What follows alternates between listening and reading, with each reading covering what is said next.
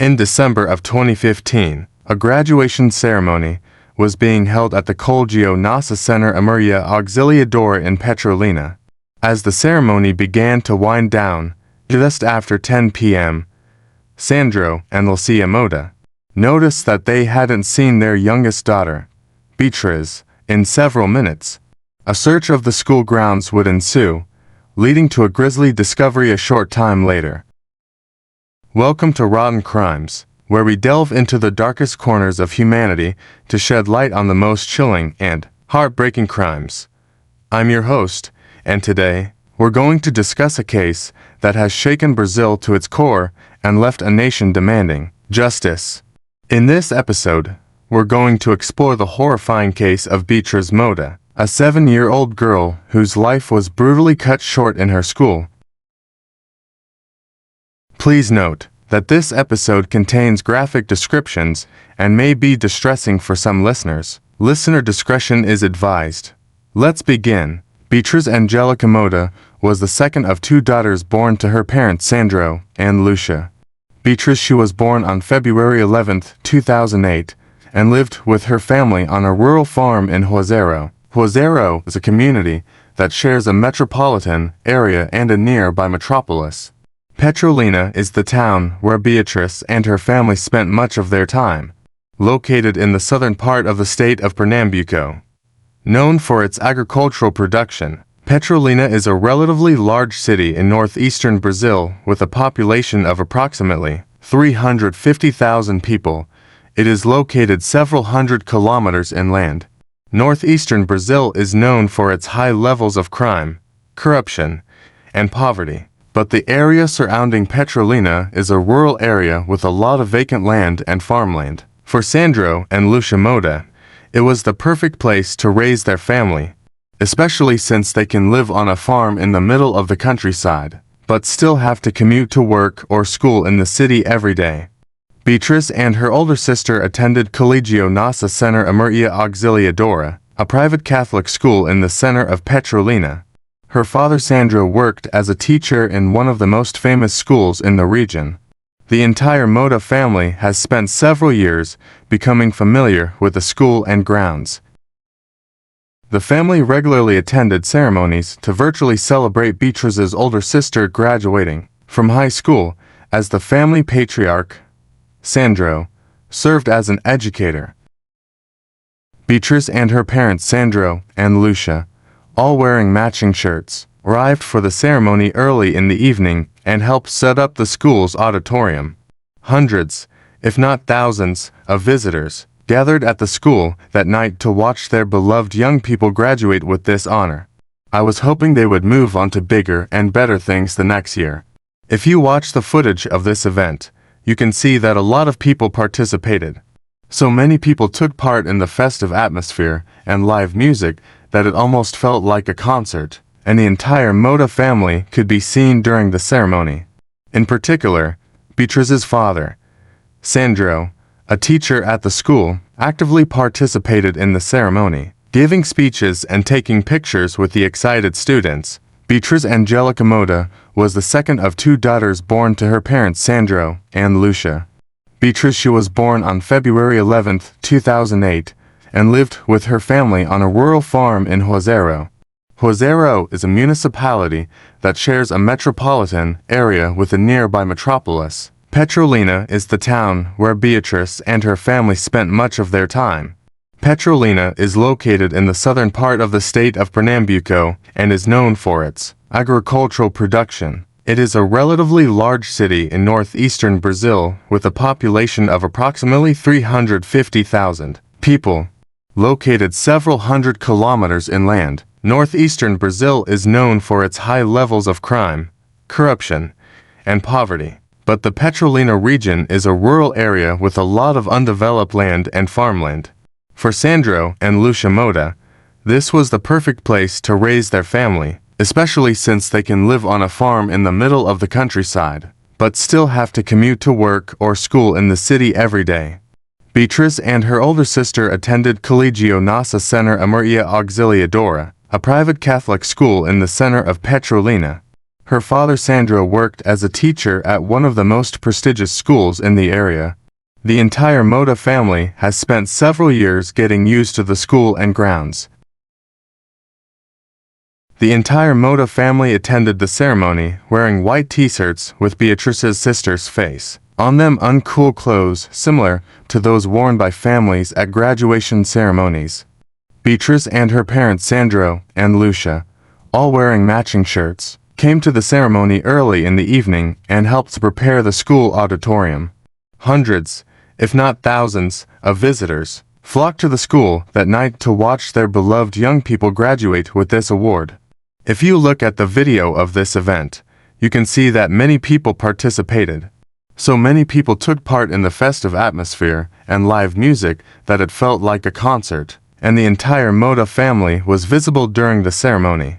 In particular, Beatriz's father Sandro, a teacher at the school, actively participated in the ceremony, giving speeches and taking pictures with the excited students.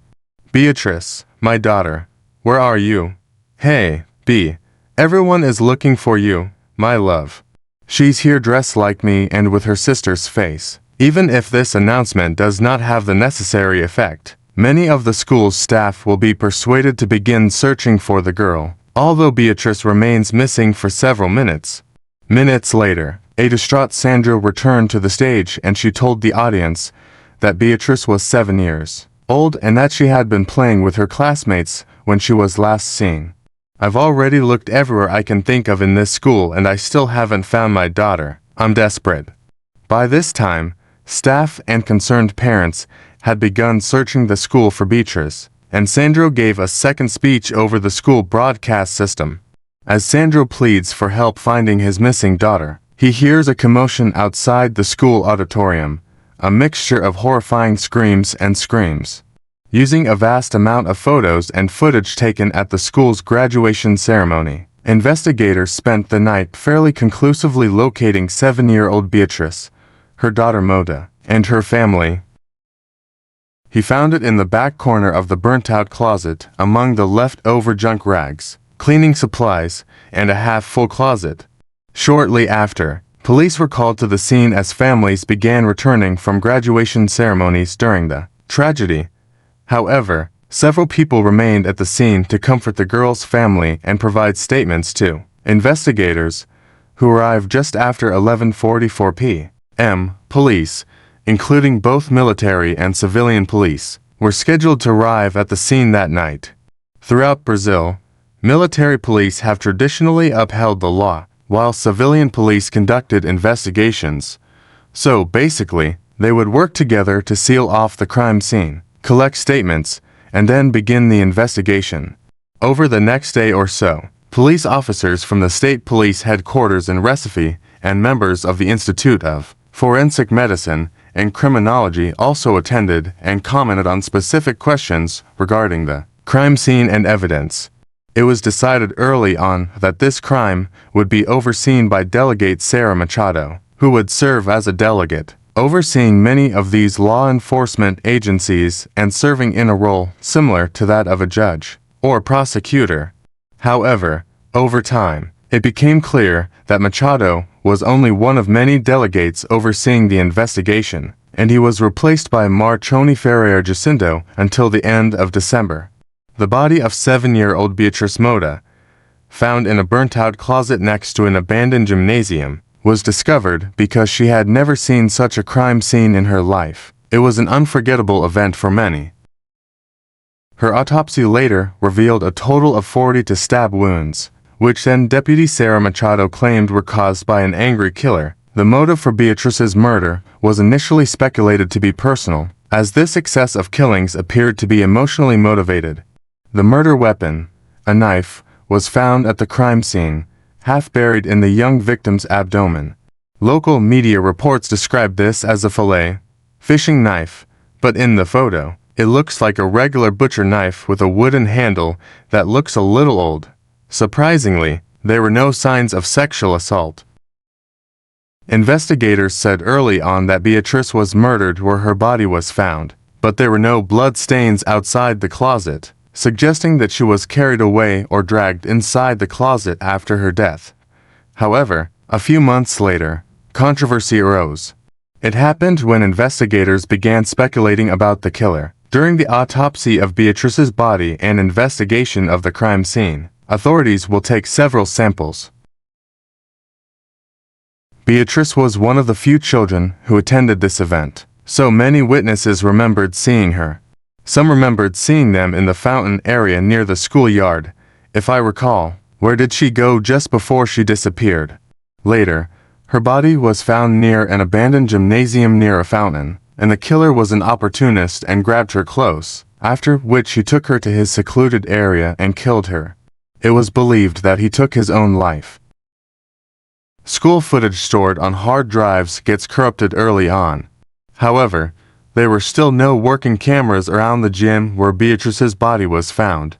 The cameras there were damaged in a fire a few months ago and no longer work.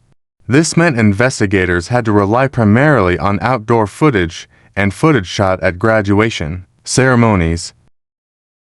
The case will unfold over the coming weeks as investigators hope to use the footage to identify persons of interest. Throughout the ceremony, Beatriz was seen sitting next to her family for long periods. At 8:44 p.m., she was recorded sitting next to a staff member, next to her father, Sandro. At 9:44, students continue to receive their diplomas and Sandro is called to the stage. As the camera pans towards him, we see Beatriz sitting next to him.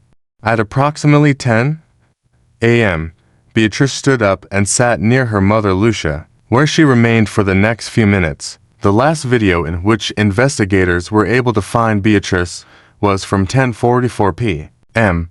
and shows the girl walking away from her mother and heading toward a fountain in the schoolyard. Here, she was last seen alive by a witness seconds later, which matches the timeline that investigators identified as Beatriz's disappearance around this time. There are no further shots of the girl from here and she could die within minutes.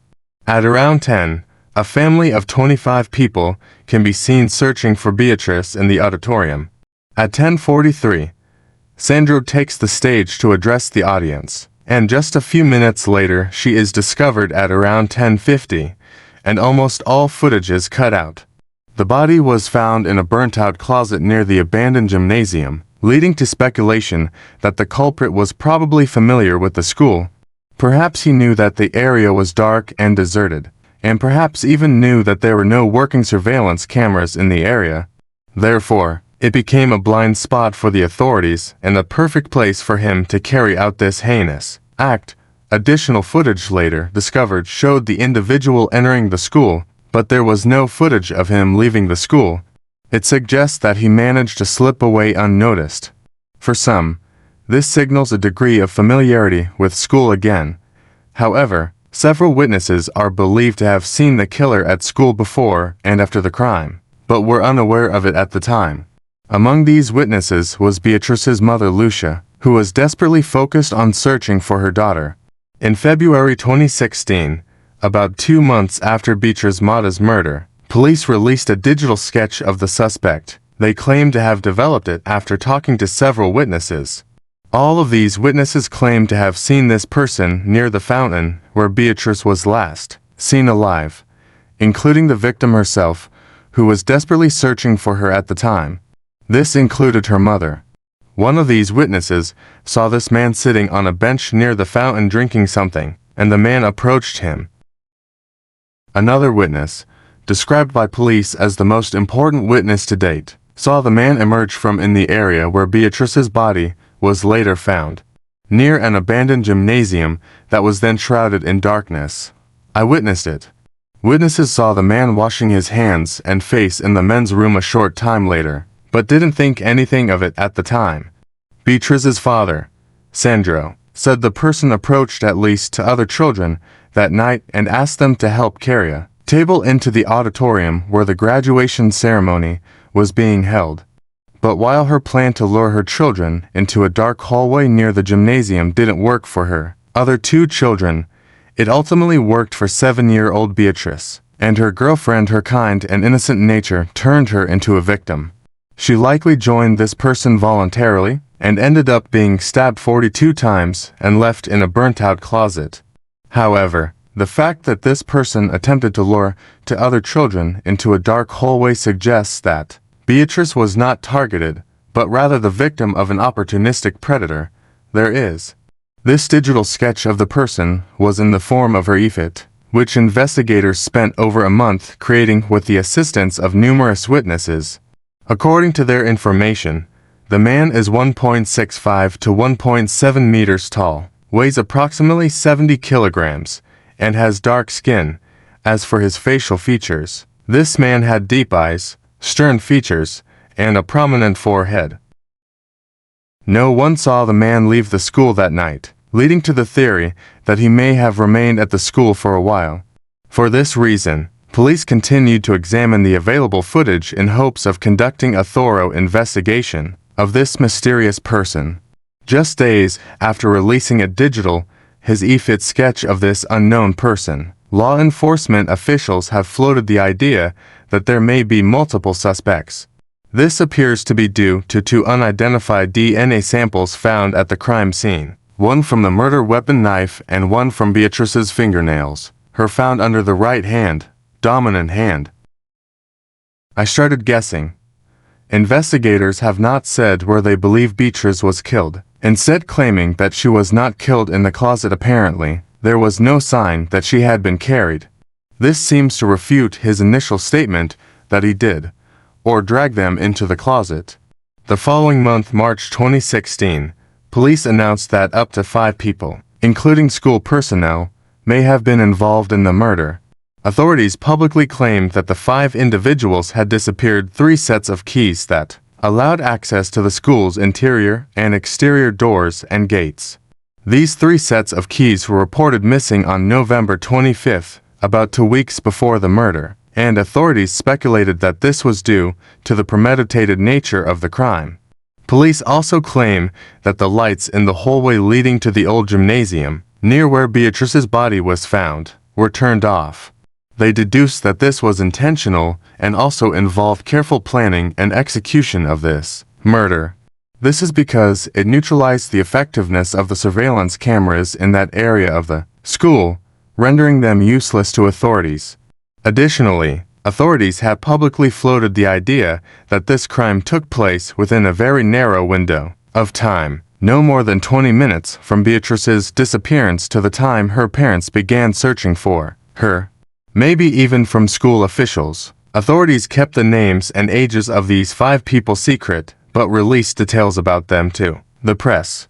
All but one of the school employees, who are male, appear to have lied to investigators during formal interviews or misled investigators about certain details. One was described as being nervous at the time of the crime. At least 3 denied being near the crime scene, which investigators believe was refuted by video evidence, and another was a security guard. Although these 5 individuals were publicly suspected of involvement, or at least attempted to conceal their role in the incident, there was no evidence linking them specifically to the crime.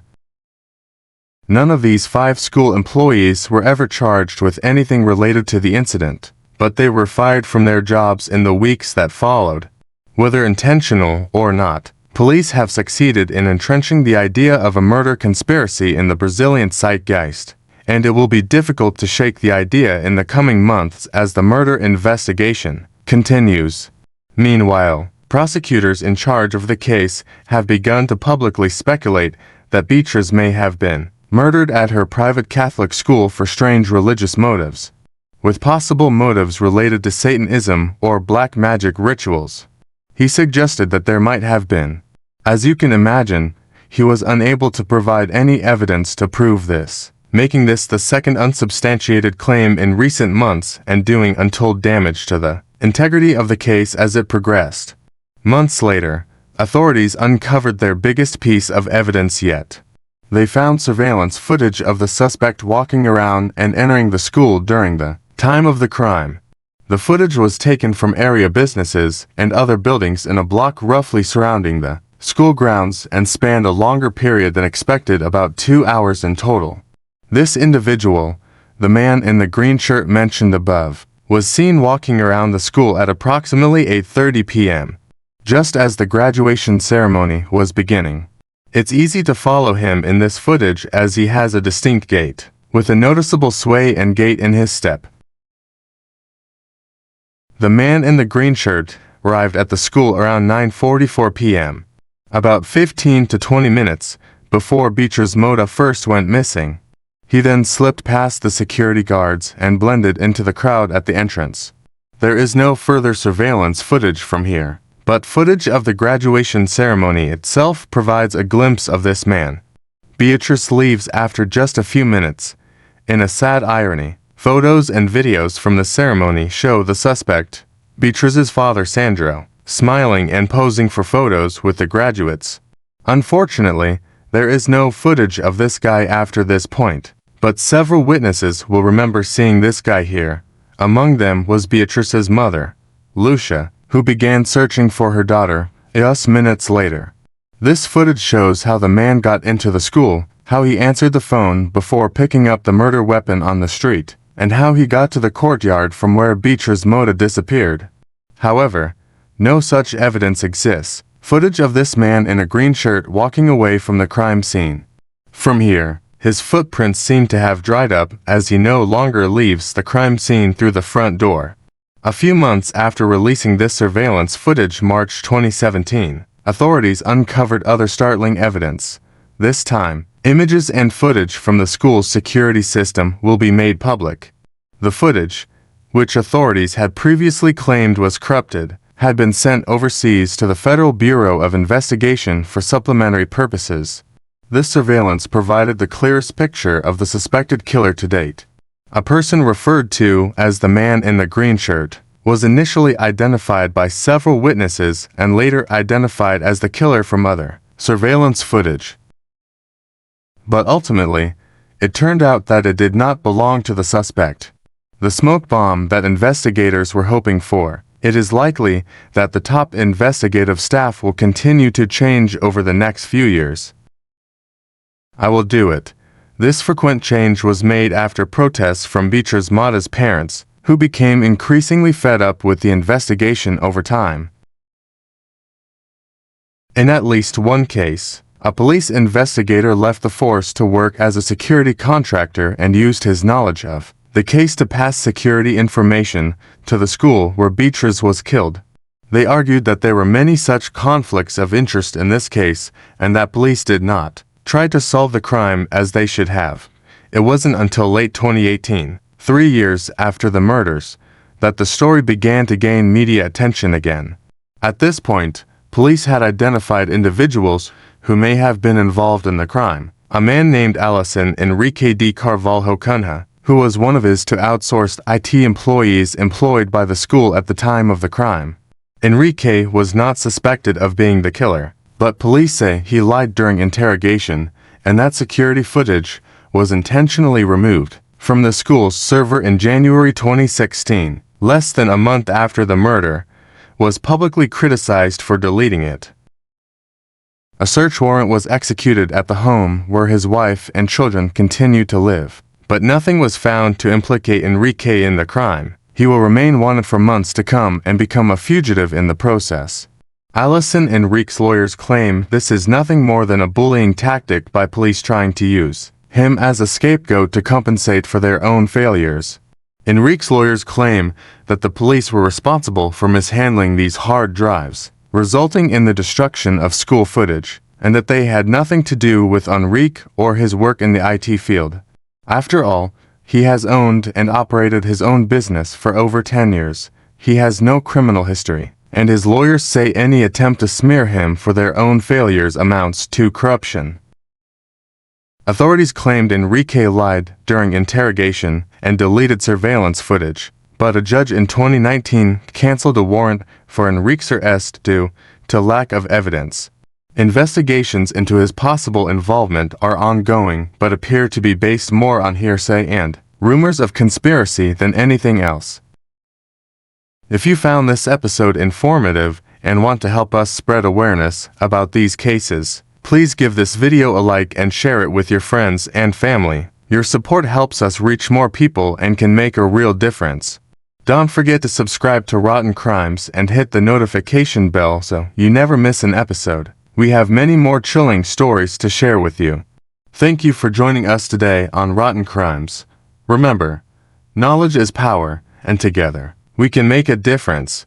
Stay safe, and we'll see you in the next episode.